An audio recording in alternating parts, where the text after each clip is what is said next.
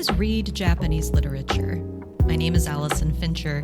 Read Japanese Literature is a podcast about Japanese fiction and some of its best works. All the works we discuss are available in translation, so you can read along if you want. You can find out more at readjapaneseliterature.com. This is the final episode of Season 3. Summer break makes it just too hard to get episodes out in June and July, though I might try to release a mini episode or two. But I hope you'll join us in Season 4 in August.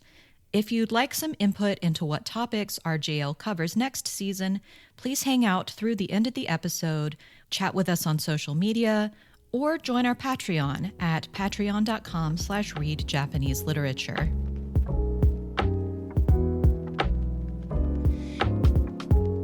Dr. John Lee is a professor of sociology at the University of California, Berkeley.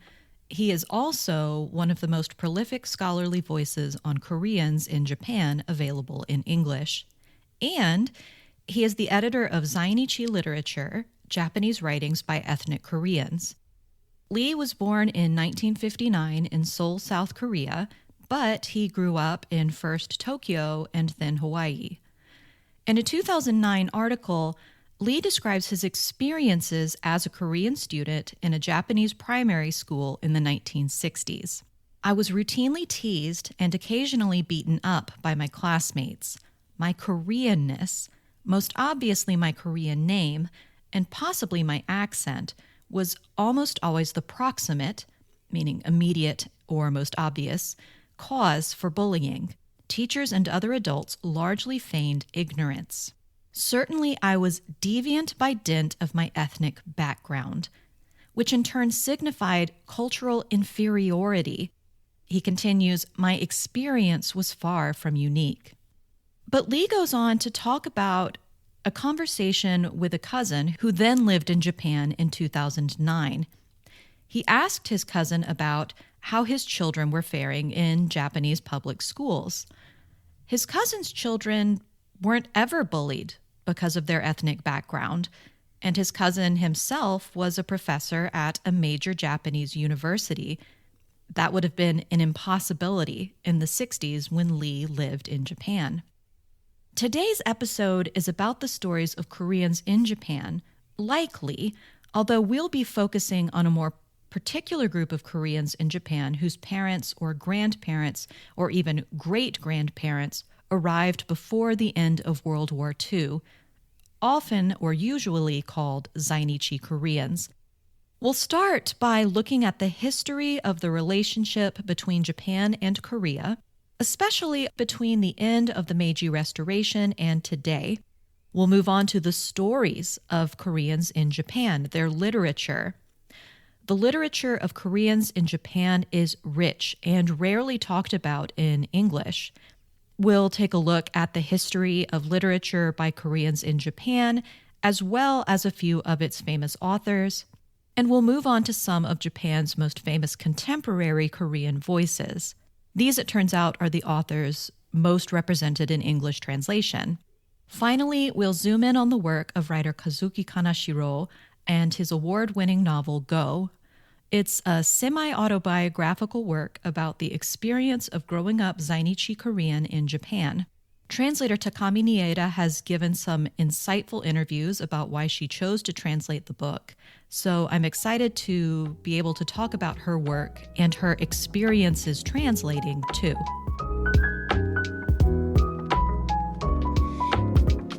Two quick notes about names before we begin. First, a note about group names. In English, we tend to use the term Zainichi pretty loosely to just mean Korean person living in Japan. First of all, Zainichi doesn't even mean Korean. It means non-Japanese resident in Japan. Secondly, even Zainichi Korean most specifically applies to a particular group of Koreans in Japan. There are a variety of names to describe the different groups and subgroups of Koreans in Japan in both English and Japanese. If you want a really careful overview of the different terms applied to Koreans in Japan over the last 140 years, You can read Sonia Ryung's introduction to Diaspora Without Homeland, Being Korean in Japan, edited by Ryung and Lee. It's available for free online. There's a link on the episode page. That book was really helpful putting together this episode. Second, a note about personal names. You probably know that Japanese people with Japanese names in Japan list their family name first and their given name second. In the English publishing world, though, we tend to reverse the name order so that names look more like English names. You may not know that Japanese is, I believe, the only Asian language where English publishers routinely reverse an author's name order. The names of Zainichi Korean writers are complicated. First, keep in mind that between 1945 and, say, 2000, but even still today, the name a Korean person in Japan uses is both extremely personal and extremely political. We'll talk a little bit about Koreans and passing in Japan. As John Lee explains, the choice for a Korean person in Japan to use a Korean name is a choice to consciously assert ethnic distinction. Zainichi writers often went by several names in both their personal lives and in print. Zainichi Korean writers sometimes use their Korean names. Sometimes that means taking the sounds of their Korean names and pronouncing their names as though they are Japanese, or writing them in kana. The pattern of reversing Japanese names doesn't always hold for non-ethnically Japanese people writing in Japanese, especially when their names clearly mark their ethnicity as not Japanese. When their names clearly mark their ethnicity as not Japanese, the name isn't reversed. For example, Yu Miri. Yu is the family name.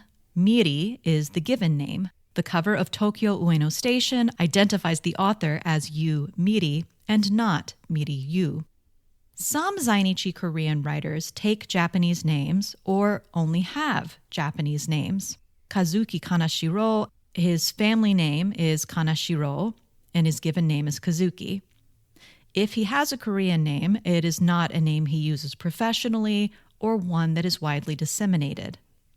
These names are treated like any other Japanese name, so they are usually reversed on the cover of English language translations. The cover of his novel Go identifies the author as Kazuki Kaneshiro. It turns out that I recorded way too much history for a 45-minute episode, so Patreon supporters will get all that extra history as bonus content. Again, you can learn more by listening on the Patreon site or reading the transcript for as little as $3 a month, patreon.com/read Japanese literature. The story of modern Japanese involvement in Korea begins, as so many things do, with the Meiji Restoration. On July 8, 1853, U.S. Commodore Matthew Perry sailed into Tokyo Harbor. The end result was that the Tokugawa government was more or less forced to sign what came to be known as the unequal treaties. There are many reasons for the collapse of the shogunate in Japan, but the opening of some of Japan's ports and the unequal treaties were more or less the final nails in the coffin. If you'd like more information about the Meiji Restoration, check out our Season 1 episode, Meiji Literature and Japan's Most Famous Literary Cat. Japan was not at all pleased about the terms of the unequal treaties. It also looked around Eastern Asia with apprehension. So many of their neighbors had fallen to Western imperialism. To significantly oversimplify, many of the leaders of the Japanese military saw the consequences of European imperial expansion and adopted the attitude, if you can't beat 'em, join 'em. That's not to say that the Japanese had not come up with the idea of imperial expansion themselves. Toyotomi Hideyoshi had already tried to establish a colony in Korea in the late 16th century. Less than a decade after the Meiji Restoration, barely more than 2 decades after Japan was on the losing end of unequal treaties of its own, Japan coerced Korea into signing a treaty that gave Japan extraordinary powers in Korea's affairs. By 1905, Korea was a Japanese protectorate. In 1910, Japan absorbed Korea as a colony. I could give you a lot of information about the brutality and repression of Japan's colonial presence in Korea. It would be outside of our scope today. However, I can recommend Yu Miri's novel, The End of August, translated by Morgan Giles, as an excellent fictional response to this period of Korean history by a Zainichi Korean author and based on her own family's history. Starting about 1900, small numbers of Koreans began immigrating to Japan in search of economic opportunities. By 1910, when Japan annexed Korea, there were about 2,500 Koreans already living in Japan, mostly in Osaka and Tokyo. Some of the most affluent Koreans came to Japan because Tokyo was the best place to pursue a university education. By 1910, annexation had caused a dramatic acceleration in immigration from Korea. By the late 1920s, the population of Koreans in Japan was increasing by as much as 100,000 people a year. There were about 419,000 Koreans living in Japan's main islands by 1930. The pace of immigration picked up even more as hostilities opened in the Pacific War. Often immigration was no longer by choice. Japan conscripted Korean laborers and even soldiers. This included the comfort women the Imperial Japanese Armed Forces forced into sexual slavery. By the time World War II ended and Korea was no longer a Japanese colony, there were about 2 million Korean people living in Japan.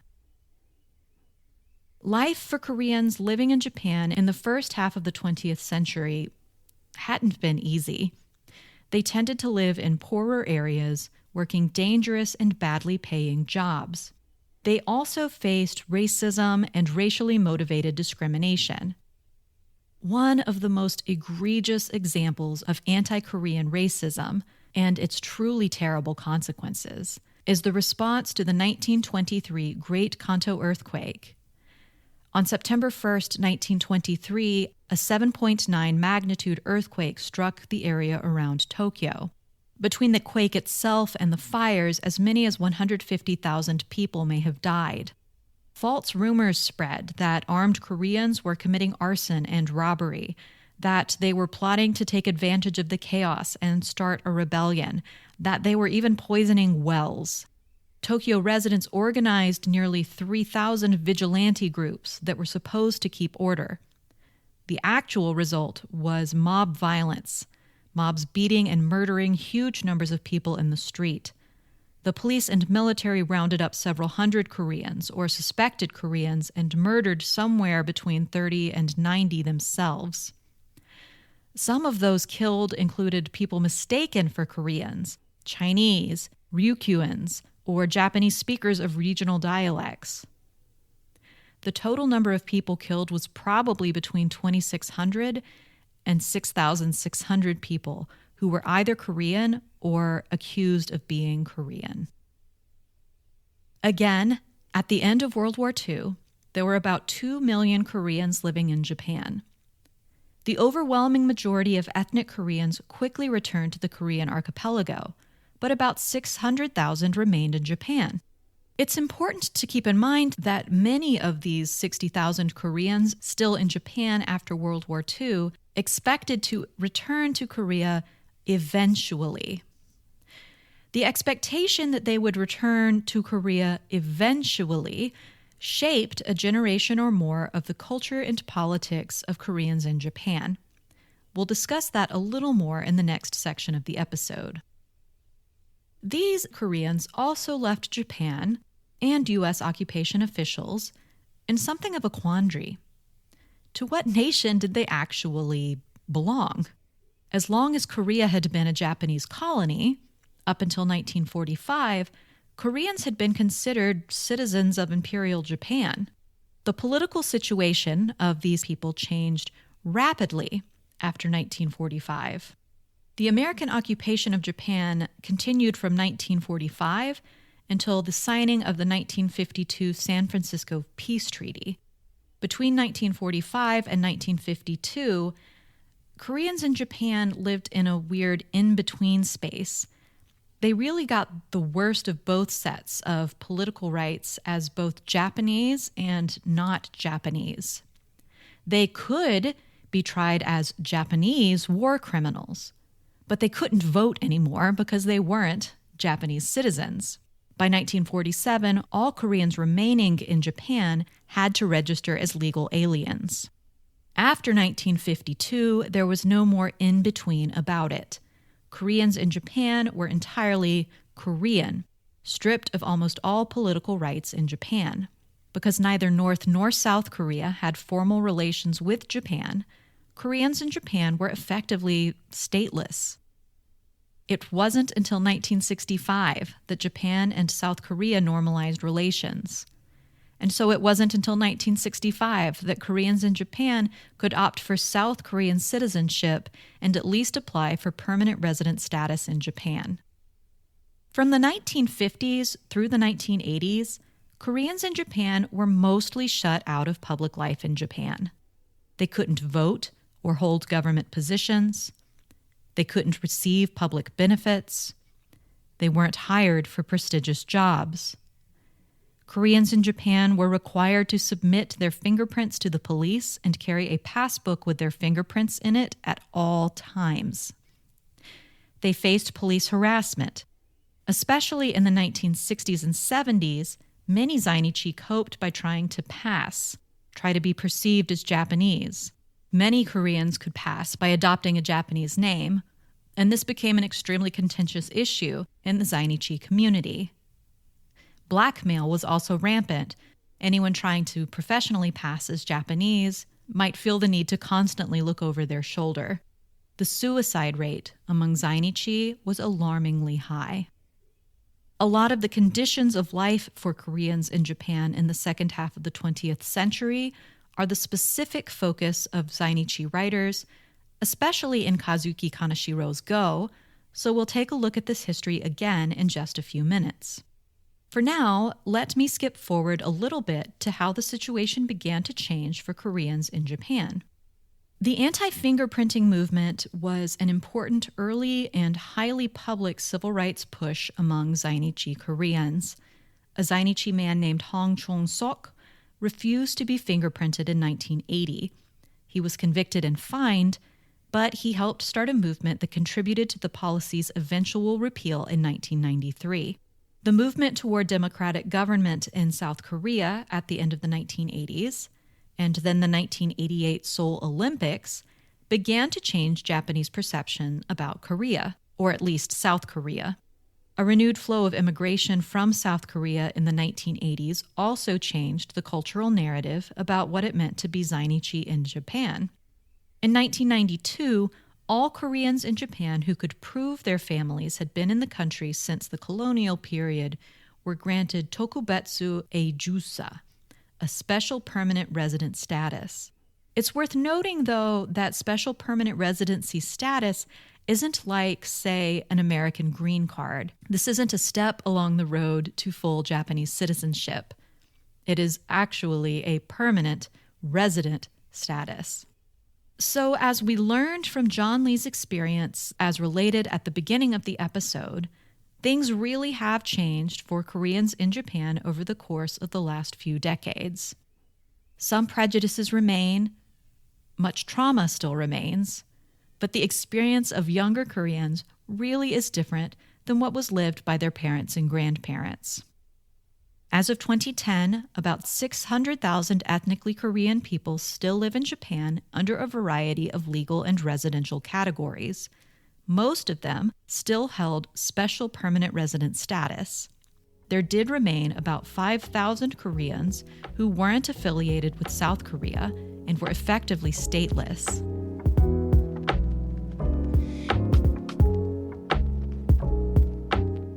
There are two major anthologies of work by Zainichi Koreans available in English. The first is an anthology called Into the Light, an anthology of literature by Koreans in Japan, edited by Melissa Winder. She's a former Harvard University professor who was teaching English as a second language at a Boston high school when the book was published in 2010. The second anthology is Zainichi Literature, Japanese Writings by Ethnic Koreans, edited, as I already mentioned, by John Lee. That one was published in 2018. There are other anthologies of Japanese literature that include Zainichi Koreans, but these are the two anthologies of exclusively Zainichi Korean literature. I am deeply indebted to both books and to both Dr. Winder and Dr. Lee for help understanding the history of Zainichi literature. Small side note, I just mentioned the anthologies of Zainichi Korean literature. As far as I know, there are only 6 standalone works of prose fiction by Zainichi writers translated into English. They were written by a total of just 4 authors, as their names appear on their English language book covers: Chesil, Kim Sokpom, Kazuki Kaneshiro, and Yu Miri. And they were translated into English by just 4 translators: Morgan Giles, Takami Nieda, Stephen Snyder, and Christina Yi. We'll talk about these authors and these books as we move forward. John Lee points out that the broadest definition of Zainichi literature, something like a literary work by ethnic or diasporic Koreans in Japan, includes some of the oldest work in the Japanese language. The famous 8th century poetry anthology, the Manyoshu, includes work by exiles from the Korean peninsula. But if we're talking about modern literature by Koreans in Japan, it probably began with a man named Yi Kwang-soo. He published a book called Aika, Is It Love, in 1909. It is a story about homoerotic desire across ethno-national boundaries. It, as you might expect, has not been translated, at least to the best of my knowledge. The earliest modern literature in Japanese by ethnic Korean writers didn't look quite like writing later explicitly identified as Zainichi Chosenjen Bungaku. That's the Japanese for Zainichi literature. The term Zainichi literature originated in the 1960s, as we'll discuss. And as we'll discuss in a few minutes, Zainichi literature also has its own unique characteristics. Let me introduce you to one important early Korean writer in Japan, Kim Sa-ryang. I suppose his life isn't in any way typical of an early Korean writer in Japan. He's one of the few who is still classified as a Korean writer in Japan, even though he ended his career writing in Korean. Kim was born in Korea in 1914, moved to Japan to attend Tokyo Imperial University in the 1930s. Kim was highly regarded by the Japanese bundan, the literary establishment, and his story, Into the Light, was even nominated for the Akutagawa Prize. Into the Light appears in the English language anthology, shocking, Into the Light. It tackles many of the issues of racism and prejudice that frequently come up in writing by Koreans in Japan. Nevertheless, I feel reasonably comfortable saying that Into the Light is the most optimistic, hopeful story by an ethnically Korean writer in Japan that I've come across, with the exception of today's focus text, Go, and perhaps Chesil's The Color of the Sky is the Shape of My Heart. As the Pacific War intensified, Kim was arrested as a potential thought criminal and returned to Korea. He spent the rest of his life writing first anti-Japanese and then pro-communist material in Korean. Starting in 1950, he worked as a war correspondent for the Korean People's Army during what English speakers call the Korean War. Most people think he died of heart disease on the battlefield later that year. Moving forward just a bit in the history of Zainichi literature, it's important to keep in mind that most Koreans in Japan immediately after World War II still assumed that they would eventually return to the Korean peninsula. We discussed that a bit a few minutes ago. That expectation of return is part of the reason the earliest post-World War II Korean writers called themselves Korean, rather than a label more like Zainichi that identified themselves by their status as residents in Japan. Writing by Koreans in Japan also became more prominent after World War II. Minsin Chosin was the first journal of writing by ethnic Koreans, and it published its first issue in 1946. As I mentioned, the terms Zainichi literature originated in the 1960s, and the sort of Zainichi identity as something politically and culturally important became an even more powerful force beginning in the 1970s. This shift towards specifically Zainichi literature came with a new journal for Korean writers in Japan, Gikon San Zenri, launched in 1975. It was also marked by a shift from stories that took place in Korea to stories that took place in Japan. The first Korean writers in Japan were writing as Korean, who happened to be in Japan. As we've mentioned, for the most part, they expected to return home. The very first of these writers were often, but not always, born in Korea. But by the 1970s, many Koreans in Japan had begun to accept that they weren't only Korean and definitely not Japanese, but they were Zainichi. They were Koreans living in Japan without an obvious path home, and this was going to be true not just temporarily, but for some indeterminate time. John Lee makes the very reasonable claim that the actual criterion for Zainichi literature, especially during the 60s, 70s, into the 80s, isn't that it's written by a Zainichi Korean, but that it stems from a series of political and ideological orthodoxies. These orthodoxies include a commitment to homeland, regardless of how difficult the concept of homeland was for Zainichi Koreans in the 60s and 70s and into the 80s. And they also include a strong declaration of anti-colonial and therefore anti-Japanese standpoints. In lieu of a comprehensive history of the 60s, 70s, and early 80s, I'm going to mention three important Zainichi writers from this period who have been translated into English. Kim Talsu's work is available in both Into the Light and Zainichi literature. As I mentioned, he is widely regarded as the father of Zainichi Korean literature, and he was nominated for the Akutagawa Prize in 1958. Lee Kaisei is another important Zainichi writer. In 1972, Lee won the Akutagawa Prize for The Woman Who Folds Clothes. He is the first Zainichi Korean writer to win the Akutagawa Prize. There is a full English language translation available of The Woman Who Folds Clothes. It appears in Flowers of Fire, 20th Century Korean Stories. Lee wasn't the first Zainichi Korean writer in Japan to be nominated for Japan's prestigious literary award. I have mentioned several, but he was the first to win.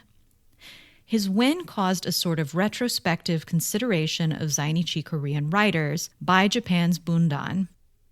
By the way, several Zainichi Korean writers have won since. Lee Young-ji won in 1988. There is a partial translation of her Yuhi available in English. Yu Miri won in 1996. Her award-winning family cinema has not been translated into English to the best of my knowledge, although some of her other work has. And Gengetsu won in 1999 for A Place in the Shadows, which I don't believe has been translated into English either. The third author I want to mention is Kim Sok-pom. He is one of those 5,000 or fewer Koreans in Japan who remains stateless. Kim's work is sometimes considered atypical of Zainichi writing because a lot of it takes place not in contemporary Japan, but in historical Korea. He's famous for Japanese prose that reads like a translation. and for his allegorical stories that explain what it meant to be Zainichi Korean in post-war Japan, even while they took place somewhere and somewhen else.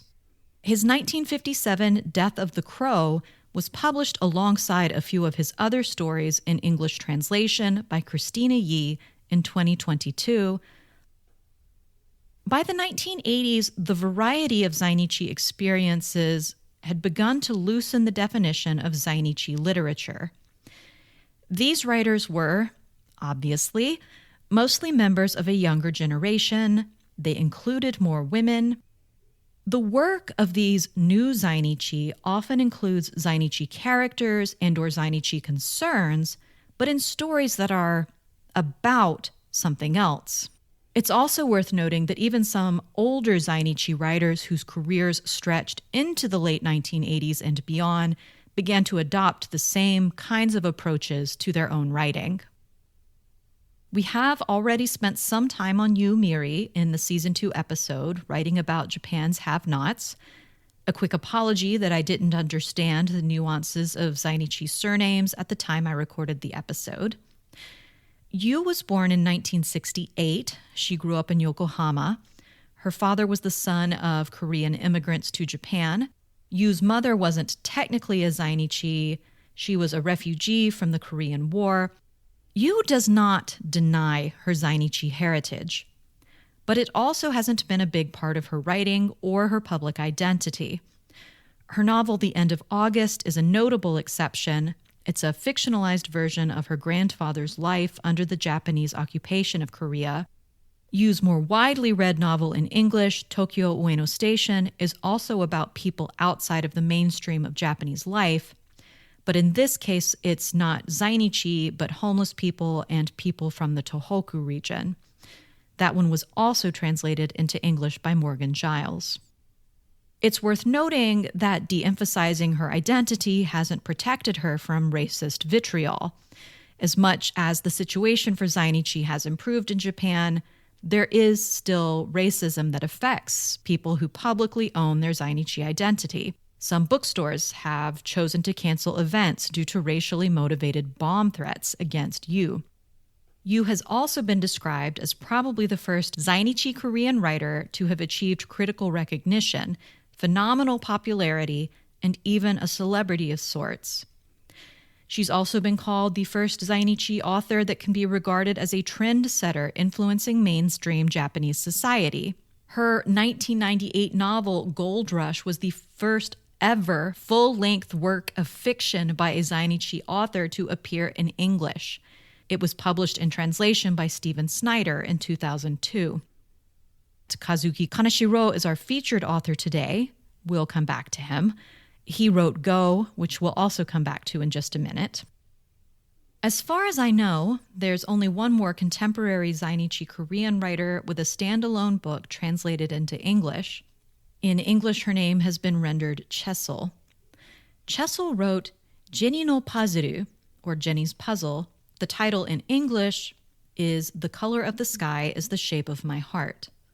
Like Go, The Color of the Sky was translated by Takami Nieda.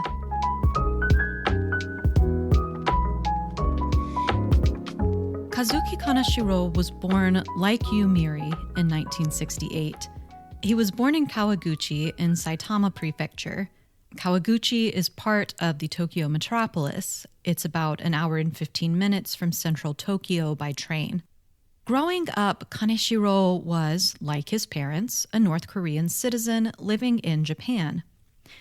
He attended an elementary school and middle school affiliated with the organization Chongryon. Chongryon is that culturally important group for Koreans in Japan that has ties to North Korea. Chongryon was highly influential in the lives of Koreans in Japan for decades.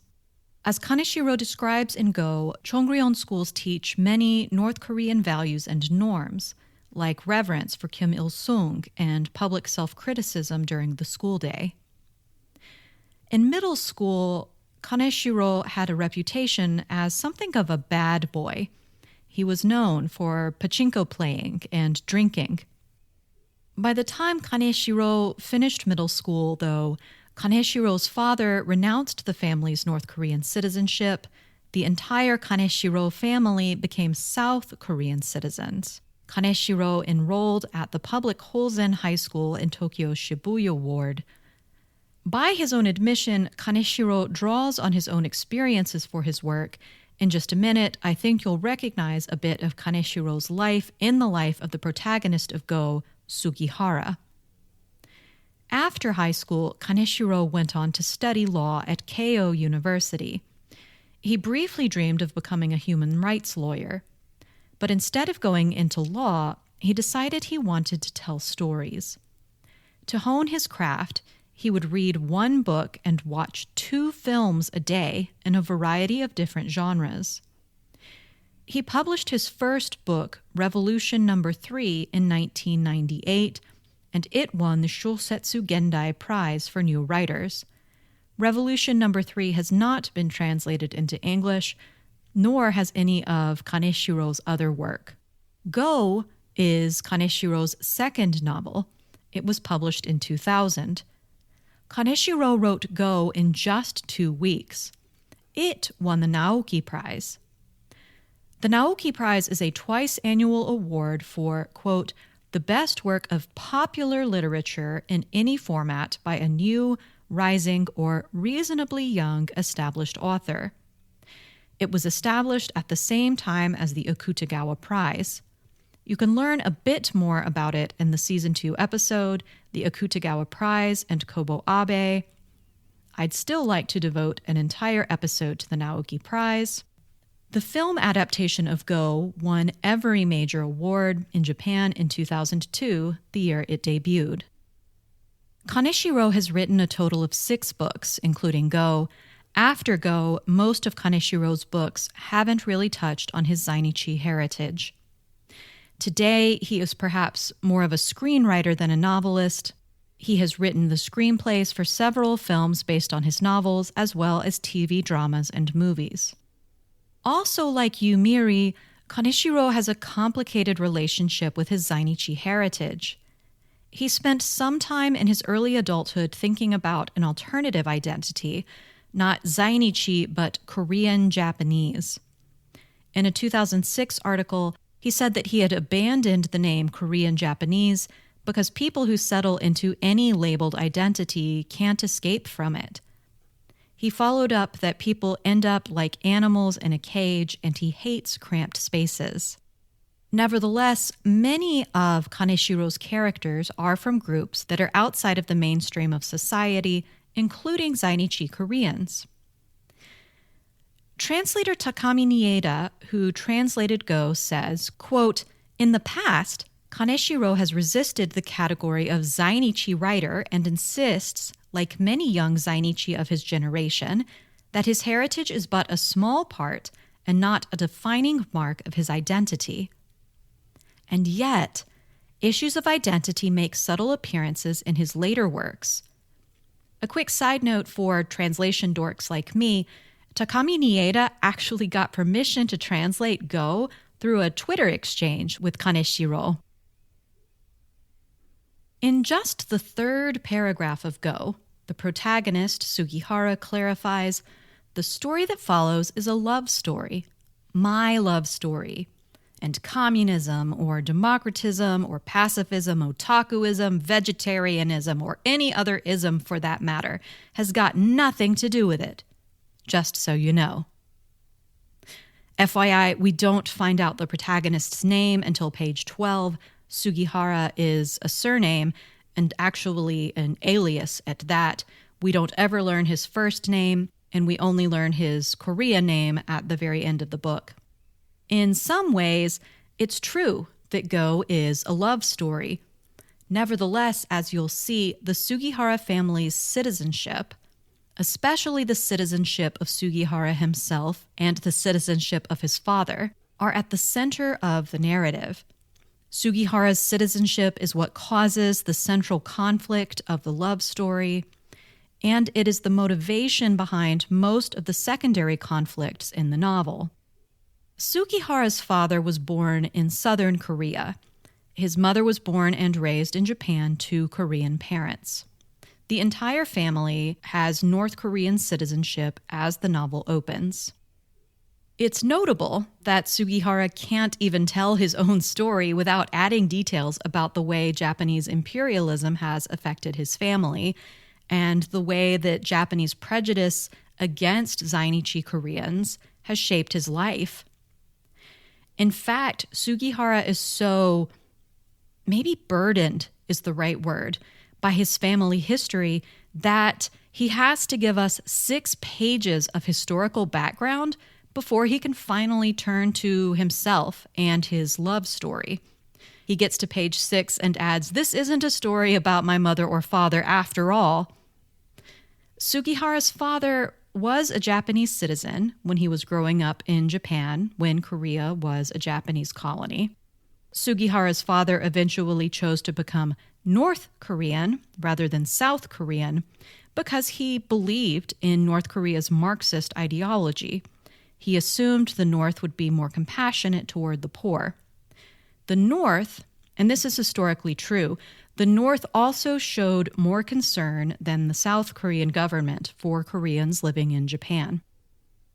Go's inciting event, the event that makes the novel possible, is that Sugihara's mother and father have decided to travel to Hawaii. They'll need to change their citizenship because North Korean citizens aren't admitted to the United States. So that's what they do. The entire Sugihara family becomes South Korean. Now that his family is dropping its association with Chongryon, Sugihara decides he'll go to Japanese high school. See, I told you we'd see parallels between Kaneshiro's life and Sugihara's. And this is all context we get in more or less the first chapter. The rest of the novel takes place 3 years in the future. Sugihara is attending a private all-boys Japanese school. In a memory, we find out what happened in the aftermath of Sugihara's decision to leave the Korean school. The Korean teachers called him an ethnic traitor and a turncoat. A teacher even slapped him so hard his eardrum burst. Other Korean students bullied him, also calling him an ethnic traitor, a sellout, while kicking him in the stomach and hitting him in the face. Sugihara's response had been, "We never belonged to a country we could sell out." The administration and teachers at his new Japanese school encouraged him to attend school under an alias to avoid any problems. This is why he's calling himself Sugihara throughout the story. But the administration carelessly ruins the effect by listing the name of his Korean middle school in the student register. Oops. Sugihara is targeted by violent bullies within 3 days of the beginning of the first day of high school. The casual violence that is part of Sugihara's life is one of Go's most striking features. Sugihara explains that, quote, Korean schools have always been seen as these exclusionary karate dojos, martial arts academies, crawling with thugs. He continues that there are gentle guys and violent guys. He likens them to bears at Korean schools, just like Japanese schools. Sadly, though, quote, the bears in the Korean schools have been fed a belly full of discrimination. They keep feasting on that salmon, fattening up, growing more savage by the day. At his Korean school, Sugihara engaged in delinquent behavior and violence with his peers in what he knew at the time was a response to discrimination against their community. To give a comparatively mild example, Sugihara recalls a time in middle school that a female police officer used a megaphone to call him and his Zainichi friends pieces of human garbage. The next day, they began a series of guerrilla-style attacks on the police with water balloons. Now that Sugihara attends a Japanese school, Japanese tough guys regularly challenge him to prove themselves. 3 years in, he has won all 24 of these confrontations. Clearly, Sugihara is not a guy who takes discrimination sitting down. That feature of Sugihara's character was part of the appeal for translator Takami Nieda. She describes Sugihara as a character who is, quote, willing to drop-kick discrimination and face adversity head-on. In a different interview, she says, I felt like, gosh, if I'd known this book If I'd known Sugihara in person, that would have kind of opened the doors in terms of how an Asian kid in a majority white culture could have acted towards injustices and prejudices and bullying. We meet Sugihara's love interest fairly early in the book. It's supposed to be a love story after all. She won't tell Sugihara her full name. She just gives him her family name, Sakurai. The basis of Sugihara and Sakurai's relationship is largely intellectual. They go hunting for cool stuff together, great music, literature, and art. Partially through these interactions with his girlfriend, we find out that Sugihara is smart. He's interested in genetics, especially because they help him prove how little sense Japanese anti-Korean racism makes. He's also a great fan of the German philosopher Nietzsche. Sugihara is widely read, and he thinks seriously about the ideas he finds in these books. He takes inspiration from rock musicians like Eric Clapton and Bob Dylan.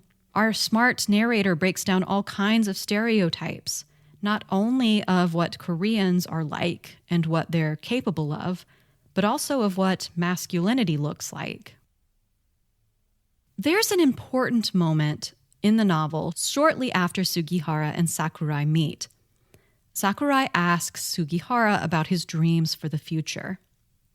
Sugihara tells her, "If I could, I'd go to a top-tier college, get in with an elite corporation, fly up the promotional ladder, and if I could marry a pretty girl, have 2 adorable kids, build a house in the city, and then learn to play the Chinese strategy game Go.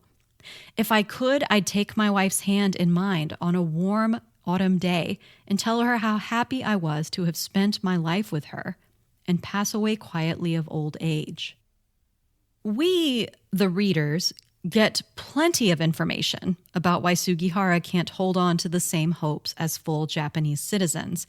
Sugihara tells us, even if he did become a salaryman, his nationality prevents him from becoming company president. Deprived of his greatest ambition from the start, he has no intention of slaving away in the system. But Sugihara doesn't explain any of this to Sakurai right away.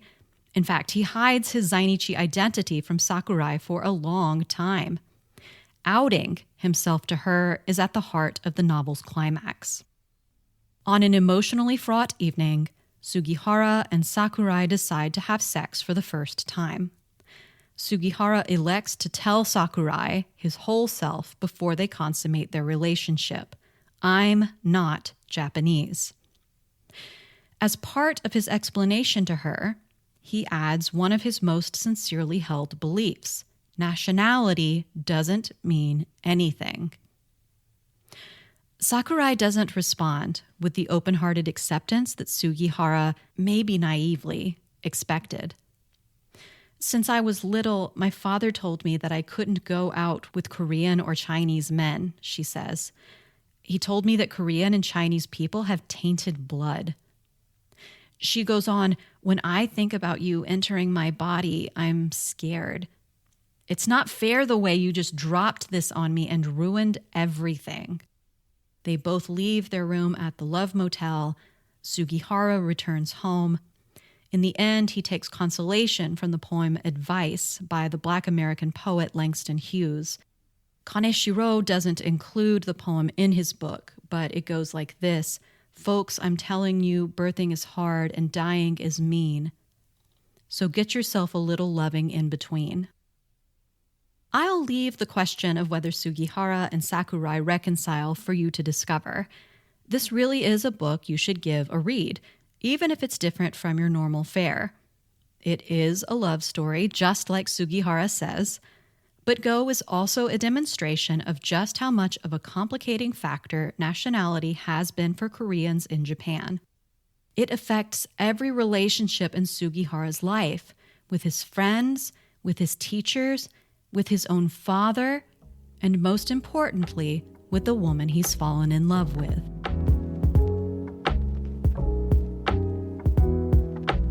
So why should you read Zainichi literature? If you're a regular Read Japanese Literature listener, I'm sure you've heard me talk about the way publishers' choices shape how we think about Japanese literature. With only 6 standalone works by Zainichi Koreans, our understanding of how rich and diverse Japanese literature really is impoverished. But we, English language readers, get to shape those markets too, through the stories we buy, read, and talk about. It's been a while since I read you a favorite quote from translator Alison Markin Powell about reading women in translation. But her logic applies just as well to reading books by diverse groups of people living in Japan. By reading authors who aren't normally represented in translation, quote, by buying or borrowing books, but also by talking about them in any medium, readers demonstrate that there is a demand for subjects that these people choose to write about and the perspective that they offer, that it makes a difference who tells the story and why they tell it. Most importantly, though, the stories by Korean writers in Japan that are available in English are wonderfully written human stories by excellent writers. And, I'll note, they're being brought to us by some extraordinary translators whose work intentionally participates in making the world a more just place. I've been reading from Go by Kazuki Kaneshiro, translated into English by Takami Nieda. Buy your books through our link to bookshop.org to support the podcast. If you've been thinking about making a book purchase, now's a great time. Not only is it summer reading season, bookshop.org is giving Read Japanese Literature an extra 5% of your purchase price as a commission for the entire month of June. You can also support the podcast in other ways. Leave a review on your podcast app of choice. Become a supporter through Patreon for as little as $3 a month. For $10 a month, you can get a lovely RJL laptop sticker. For $25 a month, I'll send you a personalized Japanese book recommendation every month. Most importantly, though, even a $3 contribution helps pay to keep Read Japanese Literature on your favorite podcast app and ad-free. Find out more at patreon.com/Read Japanese Literature. Again, this is the last episode of Season 3. Summer break makes it just too hard to get episodes out in June and July, although I might try to release a mini episode or two. I hope you'll join us for Season 4 in August. Plans change, but I'm thinking about episodes on Genbaku Bungaku, that's atomic bomb literature, about female writer Fumiko Enshi, 20th century Christian writers in Japan, gay and lesbian Japanese writers. I'd like to get to some suggestions I've already received from Patreon supporters, like Aum and new religious movements, and how Japanese writers have responded to them, about Christmas in Japanese literature. I thought there might not be enough text to handle this request, but I started making a list, and there are more relevant texts than I thought. Maybe I'll even get around to long overdue episodes on Yasunari Kawabata or Junichiro Tanizaki. The season isn't set. I'm always open to suggestions. Let me know what you think on social media. And again, you can join us on Patreon to share your ideas.